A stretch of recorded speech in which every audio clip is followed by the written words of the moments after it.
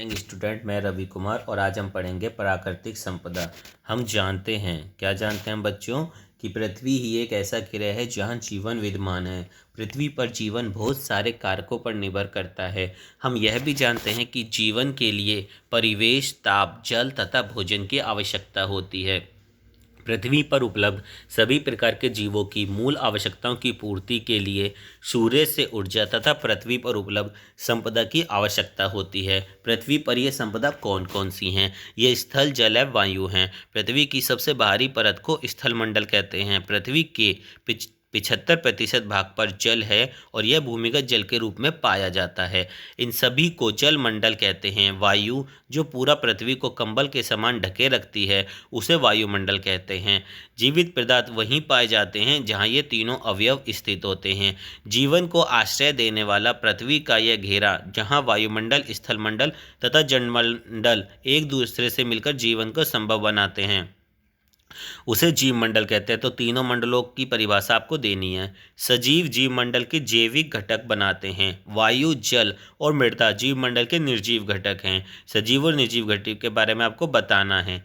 अब इन अजैव घटकों को, जो कि पृथ्वी पर जीवन के संपोषण के लिए आवश्यक है, उनकी भूमिका का विस्तृत अध्ययन करते हैं। जीवन की श्वास वायु, हम पहले अध्याय में वायु के घटकों के विषय में पढ़ चुके हैं। बहुत सी गैसें जैसे नाइट्रोजन, ऑक्सीजन, कार्बन डाइऑक्साइड तथा जलवाष्प का मिश्रण। यह जानना रुचिकर है कि पृथ्वी पर जीवन वायु के घटकों का परिमाण है। शुक्र तथा मंगल जैसे ग्रहों जहां कोई जीवन नहीं, वायुमंडल का मुख्य घटक कार्बन डाइऑक्साइड है। वास्तव में शुक्र तथा मंगल ग्रहों के वायुमंडल में 95 से 97% तक कार्बन डाइऑक्साइड होती है। यूकेरियोटिक कोशिकाओं और बहुत सी प्रोकैरियोटिक कोशिकाओं को ग्लूकोज अणुओं को तोड़ने और उससे ऊर्जा प्राप्त करने के लिए ऑक्सीजन की आवश्यकता होती है, जैसा कि हम अध्याय 5 में पढ़ चुके हैं। इसके परिणाम स्वरूप कार्बन डाइऑक्साइड की उत्पत्ति होती है। दूसरी प्रक्रिया जिसके परिणाम स्वरूप ऑक्सीजन की खपत होती है और कार्बन डाइऑक्साइड का उत्पादन होता है, वो है दहन क्रिया। दहन की परिभाषा आप लिख लोगे। इसमें केवल मनुष्य के वे क्रियाकलाप ही नहीं जो ऊर्जा प्राप्त करने के लिए ईंधन को जलाते हैं, बल्कि जंगलों में लगी आग भी होती है। इसके अतिरिक्त हमारे वायुमंडल में कार्बन डाइऑक्साइड की मात्रा 1% का एक छोटा सा भाग है, क्योंकि कार्बन डाइऑक्साइड दो विधियों से स्तर होती है। हरे पेड़ पौधे सूर्य की किरणों को उपस्थित कार्बन डाइऑक्साइड को ग्लूकोज में बदलते हैं। बहुत से समुद्री जंतु समुद्री जल में घुले कार्बोनेट से अपने कवच बनाते हैं। अब बच्चों, जलवायु के नियंत्रण, वायुमंडल की भूमिका। हम जान चुके हैं कि वायुमंडल पृथ्वी को कंबल के समान ढके हुए है और हम जानते हैं कि वायु ऊष्मा का कुचालक है। वायुमंडल पृथ्वी के औसत, देखो कुचालक क्या होता है आप जानते ही हो, ठीक है, कि जिसमें से आपका जो भी वो चीज होती है वार पर ना जा सके, ठीक है। वायुमंडल पृथ्वी के औसत तापमान को दिन के समय और यहाँ तक कि पूरे वर्ष भर लगभग नियत रखता है। वायुमंडल दिन में तापमान को अचानक बढ़ने से रोकेगा और रात के समय ऊष्मा को बाहरी अंतरिक्ष में जाने की दर को कम कर देगा। चंद्रमा के बारे में सोचे, जो सूर्य से लगभग उतनी ही दूरी पर है जितना कि पृथ्वी। इसके बावजूद चंद्रमा की सतह जहाँ वायुमंडल नहीं है, वहाँ का तापमान -190 डिग्री सेल्सियस से 110 डिग्री सेल्सियस के मध्य रहता है। अब ठीक है बच्चों, अब क्या वायु की प्रगति, जिन्हें पवने बोलते हैं। हम दिन भर की गर्मी के बाद शाम को बहने वाले ठंडे समीर से राहत महसूस करते हैं, आपने देखा होगा।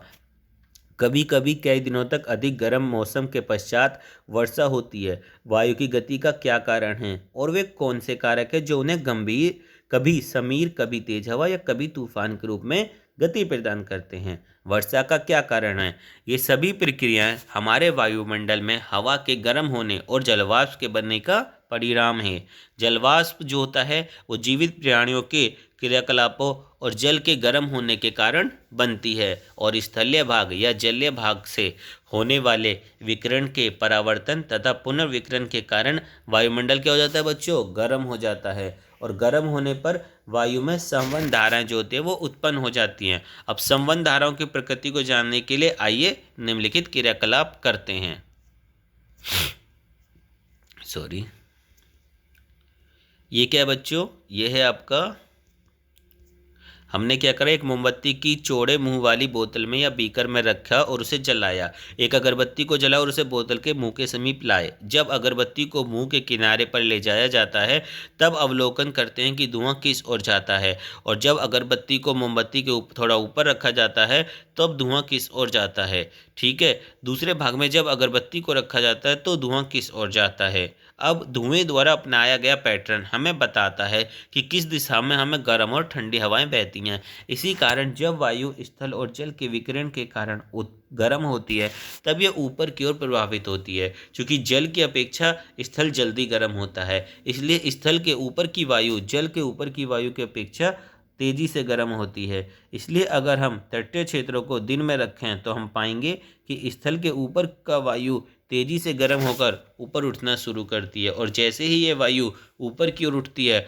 वहाँ दाब क्या हो जाता है, कम दाब का क्षेत्र बन जाता है, और समुद्र के ऊपर की वायु कम दाब वाले क्षेत्र को प्रभावित करती है।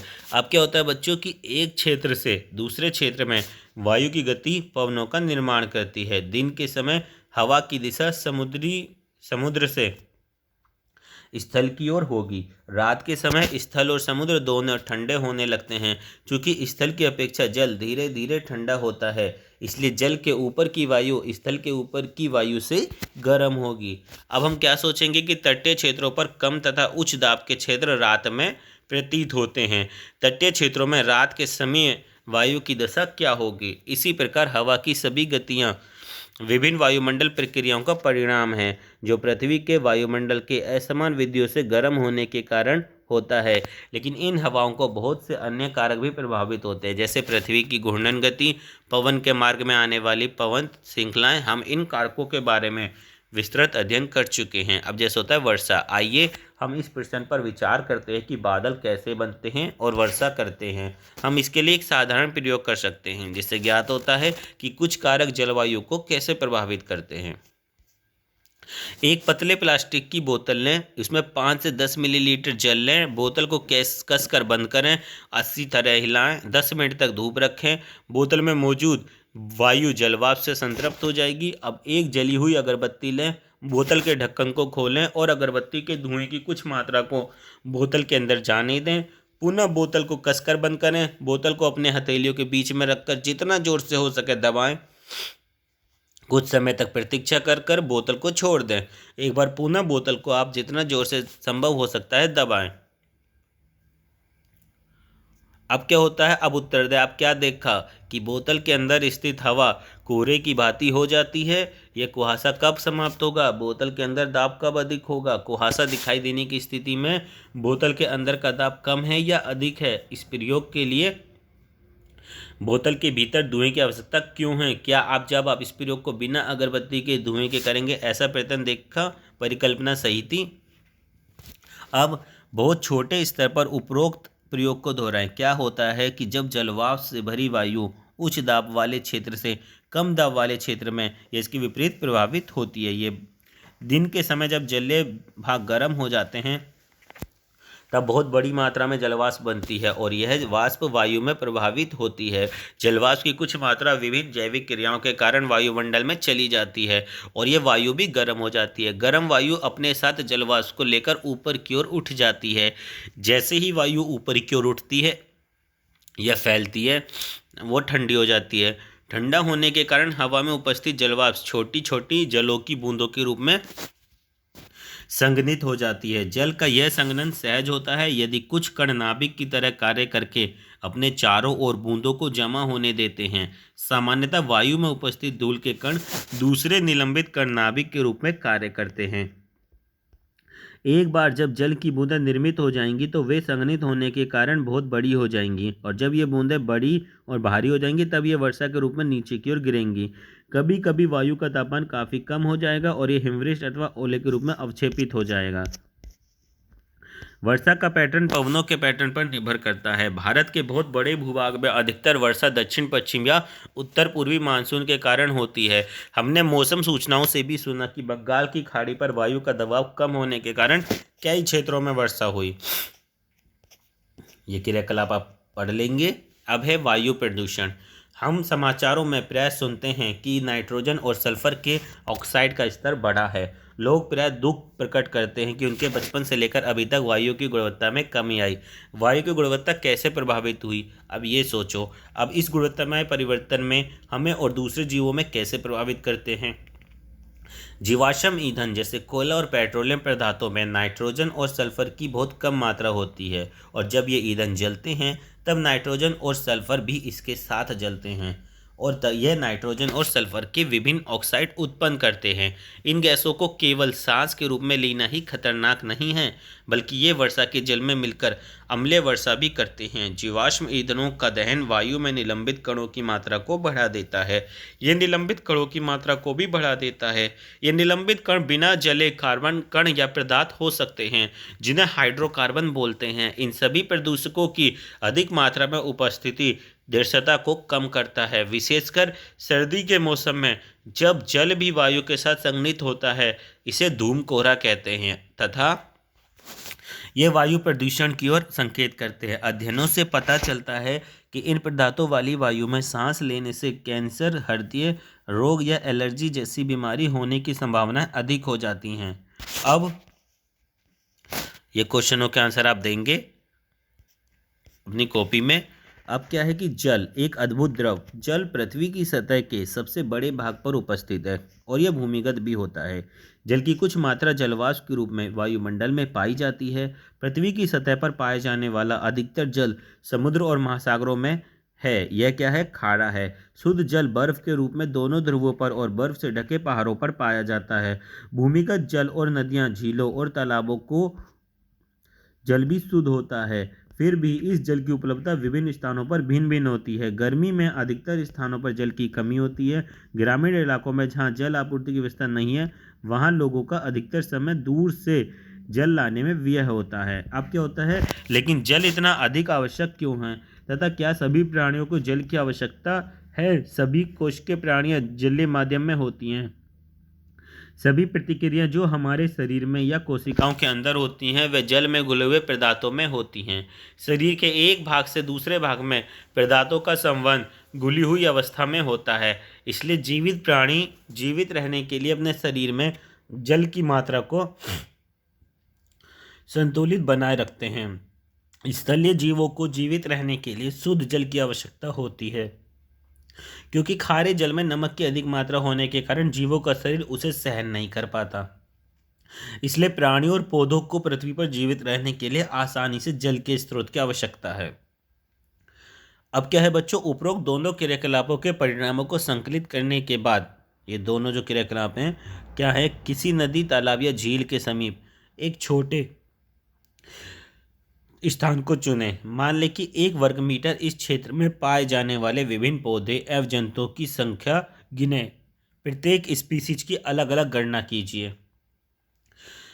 ठीक है, इसकी तुलना सूखे और पथरीले भाग के उतने ही बड़े क्षेत्रों में पाए जाने वाले जंतुओं और पौधों से करें। क्या इन दोनों क्षेत्रों में पाए जाने वाले पौधे और जंतु एक ही प्रकार के हैं? अपने विद्यालय के समीप या किसी प्रयोग में न आने वाली भूमि को चुनें। उसी प्रकार उस क्षेत्र में पाए जाने वाले विभिन्न जंतुओं और पौधों तथा प्रत्येक स्पीसीज के जीवों की संख्या की गणना करें। ठीक है, अब क्या दोनों बार संख्या समान थी? किस मौसम में आपने विभिन्न प्रकार के पौधे जंतुओं की अधिकता पाई और प्रत्येक प्रकार के जीवों की संख्या किस मौसम में अधिक थी? तो उपरोक्त दोनों क्रियाकलापों के परिणाम को संकलित करने के बाद हमने ये विचार किया कि क्या जल की मात्रा की उपलब्धता का संबंध पौधे और जंतुओं के प्रकार से है तथा उनकी संख्या से है, जो एक निश्चित या दिए हुए स्थानों में रह सकते हैं। अगर संबंध है तो बताएं कि आप किस क्षेत्र में अधिक प्रकार और जीवन की उपलब्धता पाएंगे, 200 सेंटीमीटर वाले क्षेत्र में या 5 सेंटीमीटर वाले क्षेत्र में। एटलस में वर्षा के पैटर्न वाले मानचित्र को देखें और ये बताएं कि भारत के किस राज्य में सबसे अधिक जैव विभिन्नता होगी और किस राज्य में सबसे कम। अनुमान सही है या गलत, इसकी जांच के लिए हम क्या किस विधि पर विचार कर सकते हैं।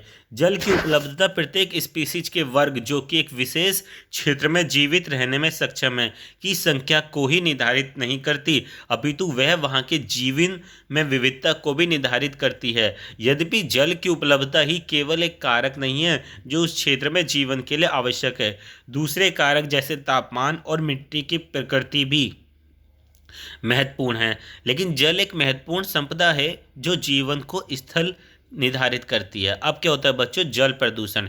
जल उन कीटनाशकों और उर्वरकों को भी घोल लेता है जिसका उपयोग हम खेती में करते हैं, खेतों में। अतः इन पदार्थों का कुछ प्रतिशत भाग जल में चला जाता है। हमारे शहर या नगर के नाले का जल और उद्योगों को कचरा भी नदियों तथा झीलों में संग्रहित हो जाता है। कुछ विशेष उद्योगों की बहुत सारी क्रियाओं में शीतलता बनाए रखने के लिए जल का प्रयोग किया जाता है और इस प्रकार निष्पादित गर्म जल को जलाशय में वापस लौटा दिया जाता है।